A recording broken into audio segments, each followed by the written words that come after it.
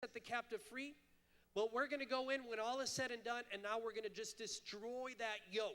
We're going to destroy that bondage, that addiction, so it can never be placed back upon that person again. We're going to destroy it once and for all. It's done. These are God's specific rules related to fasting. This is the power that he enables us to have in order to build his church, to build his kingdom, and to tear down the strongholds. We wrestle not, I'm going to repeat it again, we wrestle not against flesh and blood. So as we grow spiritually, we have to kind of move into this arena where we become mature. We're not sitting on a two-legged stool anymore. We just can't. We have to move on. We have to have the full gospel in our spirits in order to affect change on this earth. What does this happen? What happens when we begin to engage and we begin to do this? We do see the abortion clinics close because people aren't getting abortions. We do begin to see people being set free. Why? Because we're breaking the yoke over their life. We're setting them free. We're setting people free in our city that we've never even met. We've never met them. I don't know who they are, but we're setting them free. It comes back to the word responsibility. You're all familiar with the story of Abraham. Abraham, man of God, man of faith, prophet to his region. God spoke to him, came to him, told him to sacrifice his son. He said, okay, yes, Lord, I don't understand why, but I'm going to do it. He did it. And God, as he was about to kill his son, God shows up and says, no, don't do that. Here's a lamb or a ram. The point of the story is we have a man of faith. God says he is a father of faith. But the point of the story I want to go with this is take a look at what happens when God decides to destroy a very bad city, Sodom and Gomorrah, or cities. God comes down to destroy these cities.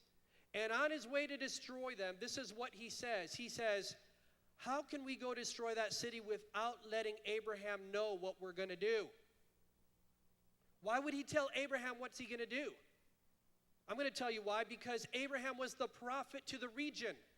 Abraham had spiritual responsibility for the region that he lived in.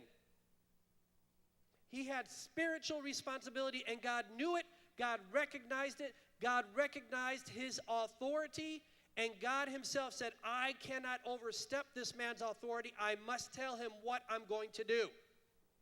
So he visits Abraham. They eat, and they're going, and God's going to destroy Sodom and Gomorrah, and now begins the bargaining process, the negotiations.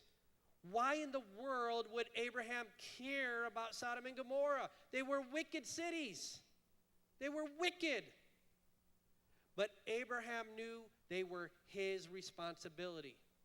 And he starts negotiating with God. And he starts saying, God, if there be 50 people, no, you can't deny it. You can't destroy it. If there be 40 people, you can't destroy it. If there be 30, you can't destroy it. He works his way down to 10. And God says, Abraham, if there be 10 righteous people in this city, I will not destroy it. The point of the story, for our perspective here in Pensacola, is to recognize that God works in the same way today. His heart is not to destroy our city. But if the people of our city do not obey his laws, they will bring destruction upon themselves. You can look at cities around the world and you can see how messed up, how screwed up, and how ugly they are. You can invite me to Laredo, Texas, but I will not go there unless you pay me millions of dollars. People are getting shot up. They're getting killed. There's destruction everywhere. It's a horrible place to be. God loves that city just like he loves Pensacola. But that city is bringing destruction upon themselves unless the men, the prophets, the people of that city begin to pray, begin to intercede, begin to tear down the strongholds that we're talking here. That city will be destroyed. Listen, we as Christians are the salt of the earth. If we're not doing our job, then there's no flavor in the earth. It's good for nothing. It has to be thrown out. We are the light on the light of the world. Men come to the light and they see the righteousness of God. They see his glory. So what happens here in Pensacola is we begin to pray, we begin to intercede, we begin to fast on behalf of God, and God says, he starts speaking to his prophets. He starts telling you what you have to do. It's not by accident that schools like Warrington Middle School have not been shut down yet. It's because we've prayed and we've fasted, and God puts people in the school from our church and different churches. He puts leaders in there. All of a sudden, he starts pushing his resources into that school as we have prayed over it, because he spoke to us about the problem. He said, this is going to be shut down. And we said, oh no, God, you can't allow that to happen. We've got to protect Warrington Middle School. We've got to look out for those kids. You need to put people that know how to pray in that school system, in that school. And I just talked to Malcolm Thomas the other day, and he said that school is doing good. It's doing good. Principal Sandra Rush is doing good. They're a C school right now. They're a C school. They're moving their way up. He says they're not done, but they're getting better. He says he's walked through those hallways, and he says the spirit in the school is good. See, what we talk about is we're changing. Will those kids in Warrington Middle School graduate high school in 5 or 6 or 7 years? They can. Because we're not just praying over a school, we're praying over the mindset. We're tearing down the stronghold that those kids have heard that say, you don't amount to nothing. You're dumb. You'll never be successful. You're going to be a failure just like your mother or just like your father. We're breaking those lies in spiritual realms. I personally have never met those kids. Maybe a couple of them. You probably haven't either. But when we intercede as a city for that school or for the school district as a whole, all of a sudden we begin to demolish every argument that Satan has. Every argument. You can't deal with atheism. It's similar. Atheism is the same way. It's an argument that sets itself up above the knowledge of God. Atheism says, there is no God. I don't believe in God. There can't be any God real. We're evolved from monkeys. There is, it just throws out all these really strange ideas and says, there is no God. You will never be able to argue with an atheist in the flesh. They'll never believe a word you say. It has to be done in spiritual realms. You have to demolish the stronghold and the lie in spiritual realms. How does this apply to us on a personal basis? Everyone in this room is dealing with unsaved family members. Everybody. Unsaved loved ones, unsaved friends. All of us are dealing with people like that. And I'm telling you, when you talk to them, they will always come back to you with an argument.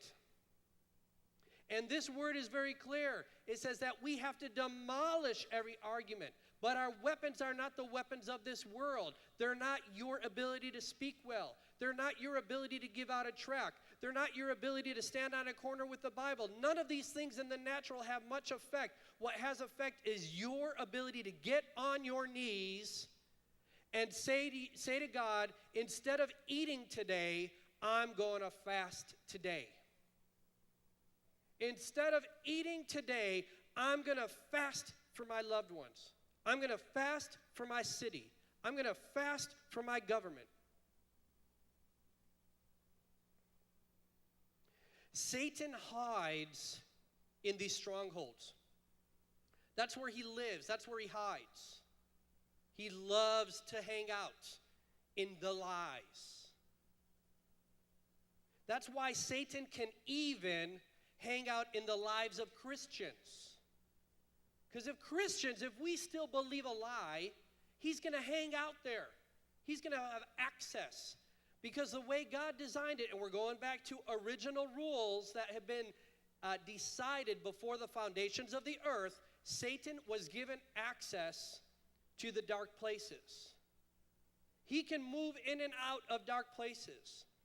So Satan hides in these strongholds, whatever they may be. They may be thought patterns, they may be ideas, They may be non-biblical worldviews, such as atheism. He'll hide in there. Anyway, the point is these worldviews will govern individuals, they'll govern churches, they'll govern communities, and they will govern nations. So before a victory can ever be claimed, these strongholds must be pulled down. Paul said a stronghold is defined as a lofty thing that raises itself up above, the knowledge of God. It's a lofty thing, and we must pull it down. A demonic stronghold is any type of thinking that exalts itself above the knowledge of God, thereby giving the devil a secure place of influence in an individual's thought life. Many Christians are tormented by various fears, lies, demonic oppression, etc. In these cases, Satan has a very strong foothold because of a thought stronghold. And many of us, as you know, I'm not talking to people that don't understand this, but many of us have had deliverances in various areas of our life because the lies that we believed were torn down. They were torn down. Either we humbled ourselves by asking for prayer, or other people came in and they prayed and fasted over us. In fact, if you go back to the Bible, there's various instances where the disciples couldn't cast out a demonic power. And they asked Jesus, why couldn't this be done? He says, look, there's certain things that can only be done through prayer and fasting. Prayer and fasting. And so by entering into fasting, you're able to begin to pull this stuff down. Do you mind going to the last slide there, which is goals? You're going to have to flip through fast. It's the last one. I've kind of talked through all the other ones.